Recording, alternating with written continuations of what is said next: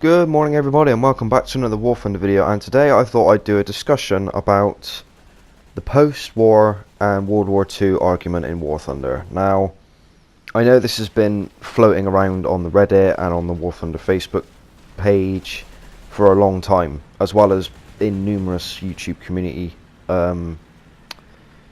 content creators communities, I should say. However, I don't think there's ever actually been a proper debate about it as such, as far as I know anyway. People have argued about it numerous times. They've said, well, why can't we just separate the World War II vehicles from the post-war vehicles, and so on and so on and so forth. So, what I thought I would do is provide you guys, with some examples of vehicles that are post-war at a low enough battle rating that they end up fighting World War II vehicles. Now, there are loads of these in the game. From all of the nations, there are some. I've only picked a handful, but nevertheless I figured it would be worth taking a look at them so that we know where we stand in that regard. So let's start. So first we have the FV4202. This thing's been in the game for a while now. It's at a battle rating of 6.7. It gets armor piercing, discarding sabot, and the armor on this thing is quite trolley, to be quite honest. It has the same gun as the Centurion Mark III, as far as I'm aware, or it might be a 105 actually. I think it is the same gun as the Centurion Mark III. A battle rating of 6.7, which means it fights World War II tanks, and it has a stabilizer. Next we have the T-44. Same sort of deal, only minus the stabilizer. This one is a 6.3, which means it can face 5.3 battle rating tanks. Yeah, quite a formidable tank. It has its weak spots though. But the FV4202 is stronger in the armour department, I'll admit. I do like the T-44, but it shouldn't be fighting Tiger IIs, let's put it that way. Next we have the PT-76B. Now, this thing is 5.3. This is one of the lowest battle rating vehicles I've chosen. This gets Heat FS. And yes, it can be hull broken, and yes, it has no armor, but it can also float. It's pretty mobile. The gun is really good with that Heat FS ammunition. It can pen pretty much anything from the front at its own tier. Especially, and even at 6.3, it does pretty well, so long as you keep it hidden. And with the addition of the new scout mechanic, it becomes even more versatile. The M26 Pershing. Now, this is a difficult one because most people consider this a post-war tank, when in reality there's actually footage on YouTube of one of these fighting a Panther in Cologne in Germany during like 1945, April, May 1945. Well, not May, but you know, in the very last weeks of the war, there was one of these fighting in Cologne. 6.3 battle rating, decent armor, fantastic gun. Next we have the Lorraine 40T. This is the only French vehicle on this list, but it's 6.7. It has a stupidly fast reload. It's very mobile. Again, it doesn't have a lot of armor, much like the PT-76, but unlike the PT-76, the armor on this thing is quite trolley. It has a habit of bouncing shells that, in my opinion, probably shouldn't bounce. Especially the ring around the turret tends to absorb shells that it probably shouldn't do. So, yeah. Right, so Red, you showed us a few tanks that you think are dodgy then, shall we say. What's your point? Well, I don't really have much of a point for this video, and I know that's going to sound stupid and it's going to make you say, well, why are you bothering doing this video if you don't have a point? Well, that's just it. This video is not about my opinion. This is about your opinion. If we want Gaijin to actually separate post-war and World War II vehicles, then we need to be a little bit more combined about it. We need to agree which vehicles are really bad and really affect the gameplay as a result of which BR they have, and which tanks do not. The ones that I've picked are examples of ones that I think personally do. The T-44, the PT-76B, and the FV4202 especially. The FV4202 is... I had to fight against them a lot, and the 88mm guns on the Tiger 1 and the Tiger 2 struggle with that thing from the front, big time. Yes, you can get lucky, and the drivers of the FV4202s can get lucky. I'm not saying it's unkillable. Nothing in the game is unkillable from the front. It's just got one of those armor profiles where if you hit it 1 millimeter off of where you need to, your round bounces, or your round gets absorbed by the armor.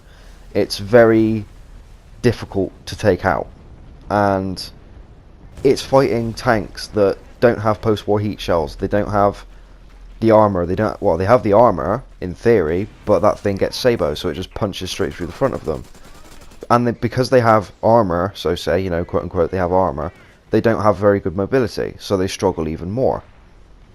All of this combines to make life for the mid-tier player quite difficult, and I think it's time we did something about that in one way or another. How we go about doing it, though, is completely up to you guys. So, yeah. Now, I do remember somebody mentioning to Gaijin about separating the post-war and World War II tanks from one another. I don't remember how they answered or how that conversation went, but I can remember that being quite a while ago, and as it currently stands, nothing has been done in that regard. Thing is, people have pointed to World of Tanks and said, well, World of Tanks has World War II tanks and post-war tanks. Why they haven't separated the different eras? Why should we? In response to that, I say that the way War Thunder works is entirely different. We have a list of tanks that we take into battle, not just one. This is not including Air RB, but Air RB is not part of this conversation at the current time. That's for another video. But in ground forces, you take a lineup, and most people, if they're grinding their way through the game, if you're anything like me, you'll have your one tank, which is the best tank you currently have for your lineup. When I first started and I was in the mid tiers, I'd say have a Tiger 2, and then all my other vehicles would be like a Panzer 4 or a Panther D. You know, they were lesser, they weren't as good, basically. The issue with this is that the best tank that you have in your lineup with the highest battle rating is going to drag the rest of your lineup up tiered. Okay? Now, it's all very well saying, yes, just don't bother putting the top tier tank on there. But if you're trying to grind for that tier and you're playing for free, which is not a stupid concept, there are quite a few people that play for free, I don't blame them. If you're playing for free, you're going to want to get the best bang for your buck and the most research and experience you can. Most research and lines that you can, sorry. So you're going to be using your higher BR tank, which earns more credits and more experience per kill, per capture, per assist, etc. You're going to want to use your higher tier tank, and if you don't have a lineup to go with it, you'll use the next best thing, which is probably the 1BR lower that you've already, unlocked. This is before we even consider that people grinding their way through the game may not actually be grinding through every section of vehicle on a tech tree as they go. They might only be doing mediums, they might only be doing lights, they might only be doing heavies, they might only, don't know why they'd only do SPAA, but you get the point. They might not have a tank destroyer or an SPAA from that lineup yet. Those are the two types of vehicles in the game that cost a lot less spawn points to bring into a match. So they might be losing more money, they might not be doing very well in the best tank that they have in their lineup. They might spawn in, say for example in a Tiger 2, they might jump into a match. They don't have a Jagdpanther because they haven't unlocked it yet. They only have a Panzer, what was it, the one that came before? Panzer 4, the flat Panzer. You can see where I'm going with this. They might not have very many vehicles, so they're using the ones that they do have, and they're having to fight post-war tanks, like the FV4202. Yes, the majority of my argument for this does revolve around that tank, because I still believe the FV4202 could do with a nerf. It may well have had one, I'll be completely honest. I haven't kept track of it, and part of the reason I actually avoid mid-tiers is because of that tank. I hate it. My love in War Thunder has always been top tier. Even when I started, I wanted the Leopard 1. That was the top, that was the daddy back in the day. That was the dog's bollocks, that was the bee's knees, that was where you were at. That's how you knew you had succeeded in life, when you had the Leopard 1. Then of course we had the addition of the Chieftain Mark III, and the T-54s, which were in the game to begin with, the T-54 1947, 1949 and 1951. All of those tanks were the end game for me, and as War Thunder has progressed, they've added more modern vehicles, which has only made me happier.